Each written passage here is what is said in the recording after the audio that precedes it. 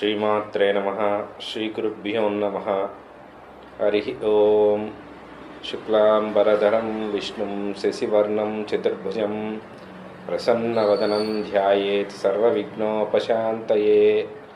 అగజానన పద్మార్కం గజాననమహర్నిశం అనేకదంతం భక్తానాం ఏకదంతముపాస్మహే.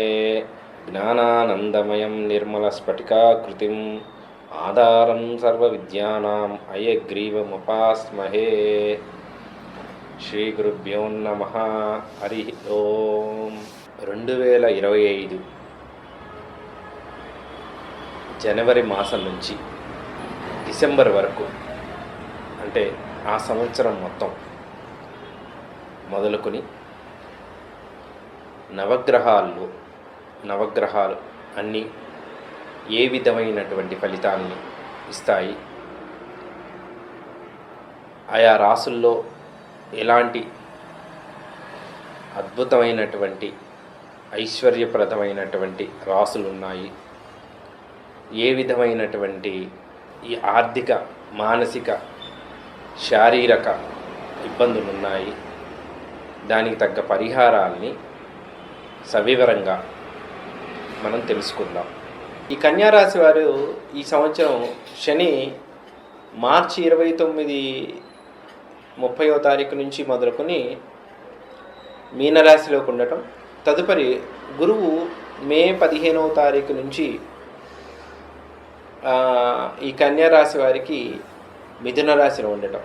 ప్రస్తుతం జనవరి నుంచి మొదలుకొని చూసుకుంటే ఏకాదశంలో కుజ సంచారం జరుగుతోంది. అలానే జనవరి నుంచి పంచమ భావంలో శుక్రుడు సంచారం జరుగుతుంది. కన్యారాశి వారికి శని ఆలోచన విధంగా చూసుకుంటే, అంటే వివాహమైనటువంటి వారికి ఎవరైతే ఉంటారో పురుషులు, కొత్తగా వివాహమైనటువంటి వారు పురుషులు ఎవరైతే ఉన్నారో వారు సాఫ్ట్వేర్ రంగంగా ముందుకు అడుగు పెడుతూ ప్రయత్నాలు, విదేశాలకు వెళ్ళే ప్రయత్నాలు చేస్తే చక్కటి ప్రయోజనం ఉంది. విదేశీ అనుగ్రహం చాలా అనుకూలంగా ఉంది. అలానే రుణబాధలు చాలా వరకు తీరుతాయి. రుణబాధలు చాలా వరకు అనుకూలత తగ్గుతుంది. చాలా వరకు రుణాలు తీరితే కొత్త లోన్స్ రావటం చాలా బాగుంటుంది. అలానే మే 15 తర్వాత వీళ్ళకి ఇప్పటికే గృహం కట్టుకోవడానికి అనుకూలత ఉన్నప్పటికీ కూడా మే మాసంలో, మే, జూన్, జూలై మాసాల్లో వీళ్ళకి ఆగస్టు, శ్రావణ మాసం వరకు కూడా వీరు నూతన గృహాలు కట్టుకోవాలనుకునే ప్రయత్నం చేస్తే అది ఖచ్చితంగా నెరవేరుతుంది. అలానే కన్యారాశి వారికి ప్రత్యేకించి ఆరోగ్య విషయంలో ఇక్కడ ఈ బుధుడు వచ్చేసి ప్రస్తుతం ఈయన ధనస్సు రాశిలోకి సంచారం జరుగుతోంది జనవరి నుంచి.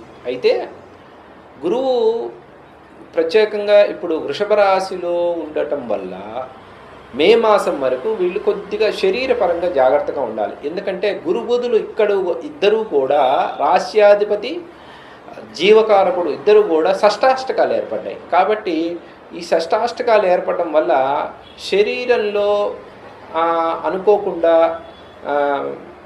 ఆహార పదార్థం విషయంలో గ్యాస్ట్రిక్ ప్రాబ్లం రావడం, అలానే శరీరంలో తెలియని ఇన్ఫెక్షన్ ఏర్పడడం, అలానే ఉదర సంబంధమైనటువంటి విషయాల్లో అనుకోకుండా అంటే ఆ శరీరంలో తీసుకున్నటువంటి ఆహార పదార్థం ఫుడ్ పాయిజన్ అయినట్టు కావడం, అలానే శరీరంలో పంచధాతువులు అంటారు. ఈ గురువు గనక శక్తి ఉంటే పంచధాతువుల పుష్టి, ఆ పుష్టితనం తగ్గి శరీరంలో కొంత నిస్సత్వం ఉన్నట్టుగా ఏర్పడుతుంది. అది ఎప్పటి వరకు ఉంటుంది అంటే వైశాఖ మాసం వరకు, మే నెల వరకు ఉంటుంది.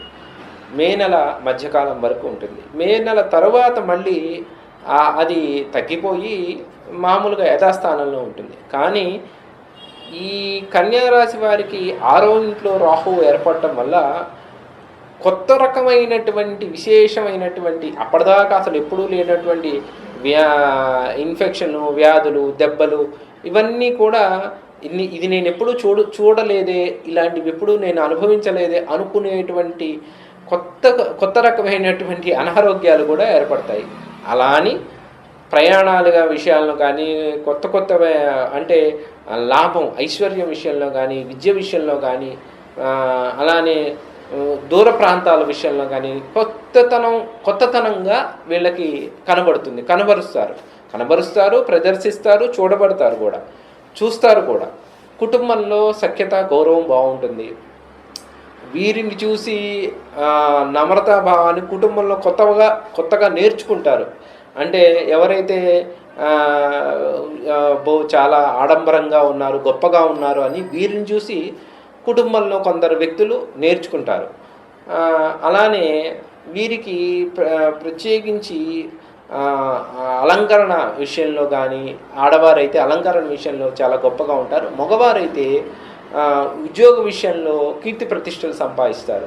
విద్యార్థుల విషయంలో చాలా అనుకూలత ఉంది.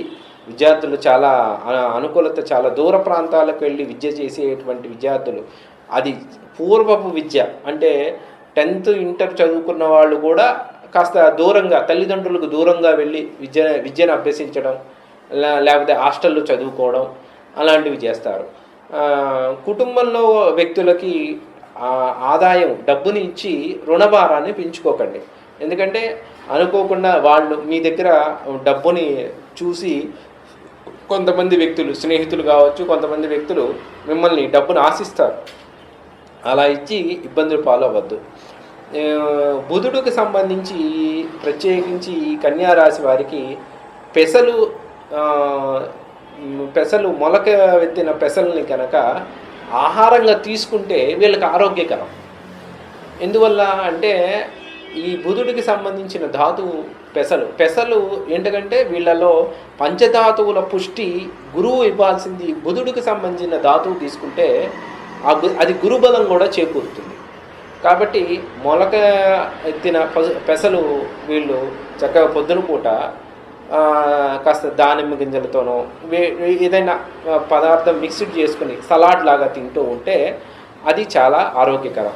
ఉడకబెట్టిన పదార్థం కన్నా ఉడకించకుండా ఉండే పదార్థమే విశేషంగా బాగుంటుంది. ఈ కన్యారాశి వారిలో కొత్త బట్టలు, నూతన వస్తువులు, అలానే గృహోపకరణాలకు సంబంధించిన కొత్త వస్తువులు, అలానే అలంకరణ ప్రియమైన ఆడవారు ఏదైతే ధరిస్తారో బంగారు ఆభరణాల విషయాల్లో ఈ సంవత్సరం వీరు ఇంతకాలం లేనటువంటి కొత్త రకమైనటువంటి వస్తువు ఇదితో నలుగురిలో గొప్పగా కనపడతారు. ఇది ఈ సంవత్సరం ఎక్కువగా ఉంటుంది. అట్లానే కాస్త ఆడపిల్లలు, వివాహమైనటువంటి ఆడపిల్లలు సంతానం అయిన తర్వాత భర్తలతో కొంచెం ఎడబాటు ఇదిగా ఉంటుంది.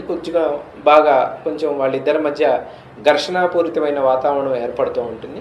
కాస్త తగు జాగ్రత్తగా ఉంటే చాలా ఉత్తమం. అది కూడా శ్రావణ భాద్రపదం అంటే ఆగస్టు, సెప్టెంబర్, అక్టోబర్ మాసాల్లో ఈ కొంచెం కన్యారాశి వారికి కొంచెం ఆ మాసాల్లో కొంచెం జాగ్రత్తగా ఉంటే మంచిది. ఎందుకంటే వారు ఎక్కువ శాతం ఇంటిని వదిలిపెట్టి దూరంగా ఎక్కడికైనా ఆఫీస్ విషయాల్లో దూరంగా ఉండటం, తొందరగా రాలేకపోవడం, దానివల్ల మీరు డిస్టర్బెన్స్ అవ్వడం, ఇలాంటివి ఆడవారి విషయంలో గొడవలు జరుగుతూ ఉంటాయి.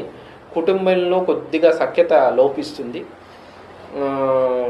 విదేశీ ప్రయాణాలు చేసే వాళ్ళకి ఈ సంవత్సరం కొంచెం అనుకూలత ఉంటుంది. అది కూడా 60% మాత్రమే, 40% తక్కువగా ఉంటుంది. కానీ ప్రయాణాలు అనుకూలత, కష్టపడితే మాత్రం ప్రయాణం వస్తాయి. వీసా వాటికి అంతా కూడా వీసాలు ప్రయత్నించే వాళ్ళకు కూడా సెలెక్ట్ అవుతారు.